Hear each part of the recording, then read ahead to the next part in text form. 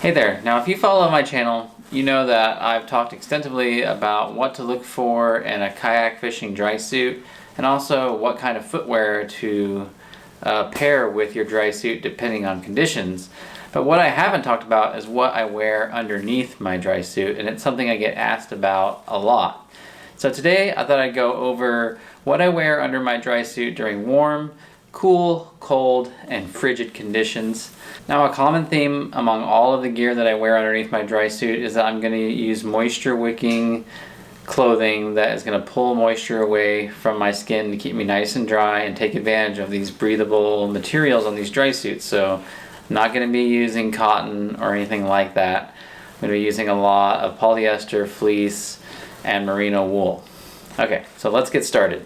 Okay, so first up, let's talk about warm conditions. And this actually happens to me quite a bit in the spring in the inland northwest, where air temperatures will be above 55 degrees all day, but water temperatures are still in the upper 30s to low 40s, so dangerously cold. You still need that dry suit in the event that you end up in the water, but you also don't want to bake inside your dry suit. So in these conditions, I'm going to wear just a single thin layer of a breathable shirt. This can be like a sun shirt or a very thin base layer like I'm wearing here. This is a polyester. And I'm going to do the same thing with my pants as well, just a single thin layer and then a very thin layer merino wool light hiker sock, and that is it. I'm trying to keep it to a minimum here because the dry suit and your PFD are going to add plenty of insulation for those types of air temperatures. You're just trying to keep yourself dry in the event that you end up in the water. These will all wick moisture away. Now, a lot of you will already have long sleeve quick dry shirts and quick dry pants that you can wear underneath your dry suit. I do encourage you though, however, to make sure that you don't wear pants that have a lot of big zippers or big sharp buttons that can rub on the inside of your dry suit, because that can actually cause damage to it. So a lot of the times I end up wearing gear that's designed to be worn under waders. So these are some Sims quick dry pants, and they work great because they have really soft protected zippers, and they have little nylon tabs on them rather than the metal tabs, so that I don't get any wear points inside my dry suit. Okay, so next up is what I wear in those mid 40s to mid 50s. This is the conditions that I will typically encounter on the vast majority of the kayak fishing trips where I'm wearing my dry suit. This is that classic weather that I encounter on the coast, in the Puget Sound, and on the shoulder seasons on the inland waters as well.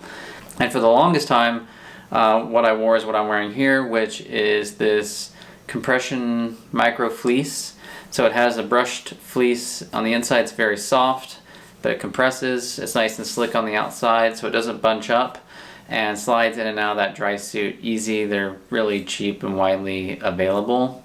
This is paired with a pair of medium weight fleece pants and then some medium merino wool hiking socks. And this keeps me plenty of warm, especially when I'm really active. If I'm not going to be as active, or those temps are really going to hold at the lower end of this scale, I might throw another light shirt on over the top of this. But for the most part, you know, being active, because I generally fish from pedal kayak, I will generate my own heat, and then the PFD and the dry suit itself is also going to add that additional layer. Now recently I added a new technical garment that's designed to be worn underneath your dry suits that has taken the place of this outfit here. And this garment is the Kazan full-length dry suit liner designed by Mustang Survival.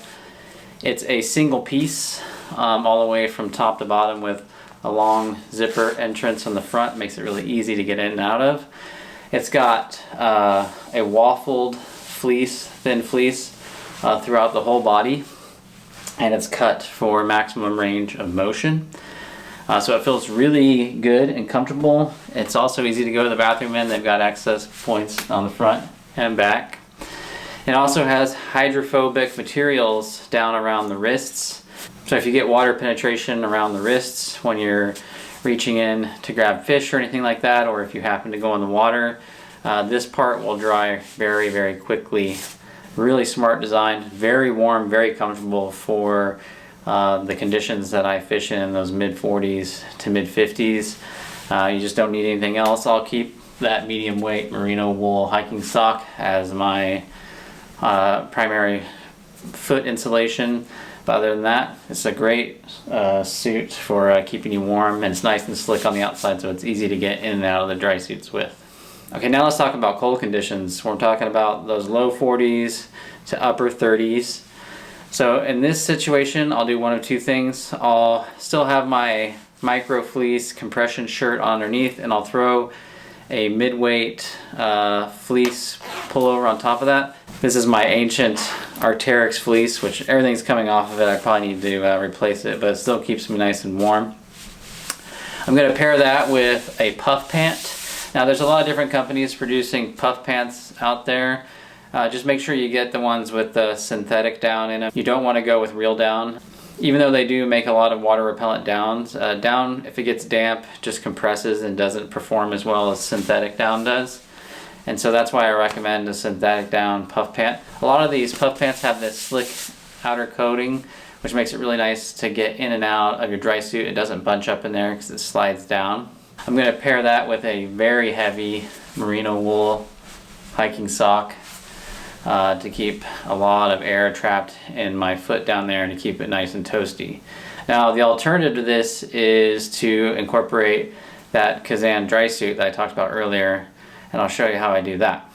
So in this situation, I'm going to wear that Kazan dry suit liner, but I'm also going to keep that micro fleece on underneath here. Now if I'm trolling that day and I'm going to be moving my legs a lot, I might just stick with just the original Kazan liner here. Alternatively, if it's one of those cold days on the Upper Columbia and I'm jigging for walleye and I'm not going to be moving a lot, then what I'll do is incorporate the Nano Puff pants over the top of that dry suit liner, and that's going to help really trap all that heat. Now I'm going to keep the same heavy merino wool socks on as well. Now if I'm going to go out in those frigid conditions where it's 35 and below, I'm going to incorporate a few more things. For one, I'm going to add sock liners underneath my heavy duty winter socks, merino wool socks. That second layer in there really helps to keep the feet warm, and my feet are probably the hardest thing to keep warm during winter kayak fishing. And a big part of what helps keep them warm is the boots, and I have a whole video on what boots to select. Now my upper body doesn't get as cold, it seems like, when I have this level of insulation on. With this compression fleece, a waffle fleece over the top of that, my PFD, my dry suit. Generally I can keep my core of my body warm, but if I'm not going to be moving around that much, I will add a synthetic fleece, either jacket or vest typically, just to create another layer underneath here that's going to help keep me warm and really bottle up that heat in the core of the body.